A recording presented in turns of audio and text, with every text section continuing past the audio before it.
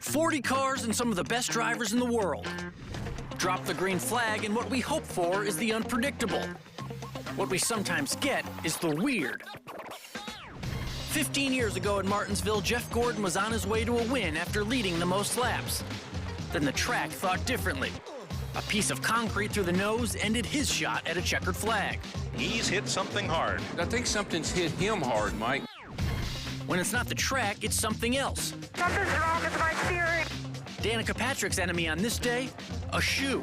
That is someone's shoe. Weird comes in many forms, like when you expect a race but get a snowball fight. Or when you expect a normal pace car ride and get a fire. Chris! Wait.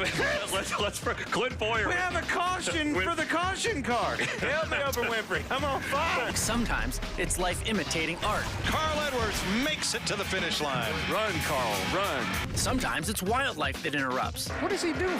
That is not a good place to be. We've seen owls, bees, rabbits, and a memorable groundhog in Michigan that wasn't going down without a fight. Oh, he's gotten away again. I never knew groundhogs were that nimble. Will a groundhog bite you if you put it in a bad situation? I'm not going to wait and find out. When it's not Mother Nature, it's nature calling. Everything's a race in this sport, even to the bathroom. Weird as a giant orange rolling onto the track in Chicagoland. Look what's chasing Todd Szegedy around the racetrack. I don't think I've ever seen anything like this happen before. Weird is whatever this was between John West Townley and Spencer Gallagher. And there's points for a takedown. And the fans are loving it.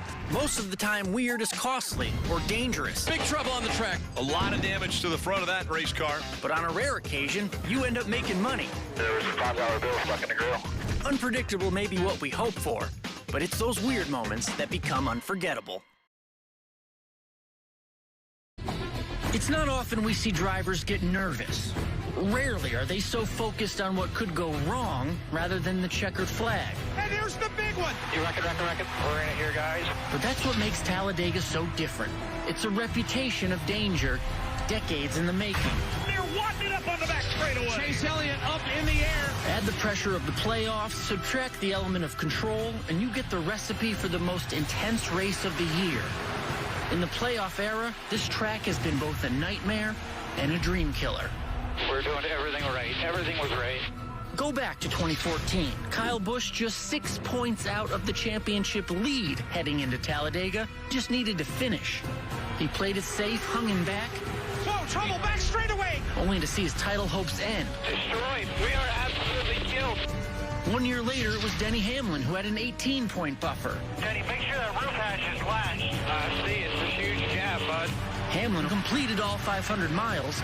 Green flag. Only the race wasn't over yet. This controversial crash in overtime ended his playoff run. In 2016, Martin Truex Jr. entered Talladega nursing a 12-point lead on the cutoff. He didn't even make it to the big one. The engine is off. There is flame underneath.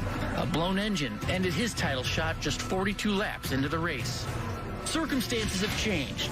This weekend is no longer a cutoff race, but the nature of the track remains the same. With so much on the line, how hard do you push?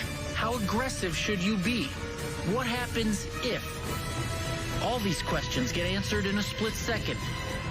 To fulfill your dream of a title, you have to make it through a nightmare. This is Talladega. 6 times. 6 glorious times each season, nearly 40 of NASCAR's best are crammed onto a small piece of real estate and have nowhere to hide. We're talking short track racing. It's the type of racing that fuels the urge to wreck your own family member. I was going to wreck my little brother to win today if I really wanted to beat him. They're the type of tracks where you can bump someone out of the way for a win. Dump and run. That's a teammate. And the best place to get your revenge. He just drove into the rear. I don't know what happened. Short tracks provide those moments that go down in racing lore. You might remember Clint Boyer won this race in Richmond in 2008, but you'll never forget Kyle Busch taking out Dale Jr. Didn't mean to really turn around, meant to rattle his cage over. We still talk about Denny versus Chase at Martinsville. Tempers are flaring. And it was this move Joey Logano points to when looking at his title trophy. Let's go back 50 years. 54 races on the Cup schedule, 35 of them at short tracks, dirt, asphalt, all across the South. But naturally, things change. New places, bigger tracks, millions of new fans. Words like cookie cutter and intermediate crept in. High speeds and aerodynamics have their rightful place. But it's the short tracks that connect the sport's past and present. Maybe more importantly, it's short tracks that help connect drivers and their fans. You don't become the intimidator without rattling a few cages.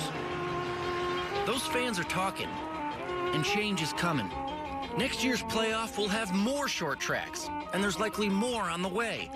In a sport where fans are growing weary of the word change, this change would be embraced. The game has changed. After 70 years of NASCAR racing, that's no surprise. But it's natural to look back and wonder, how'd they do it back then? One look into the garage now and you'll see more laptops than toolboxes. The number of engineers often greater than the number of mechanics. David, fuel here. Teams used to use tape measures and string to set up a car. Now it's lasers and computer programs. Those old days of a stopwatch and conversation between crew chief and driver have paved the way for instant updates and reading off a tablet. To some, that's a turnoff, too out there for the common fan. And we see it in other sports, too. Baseball fans used to home runs and strikeouts have little use for the word sabermetrics. Look, evolution and everything is natural. Keep up with the times or get passed by. But there's something to appreciate about the way things used to be. Sure, the game has changed, but the goal remains the same. First to the finish line wins.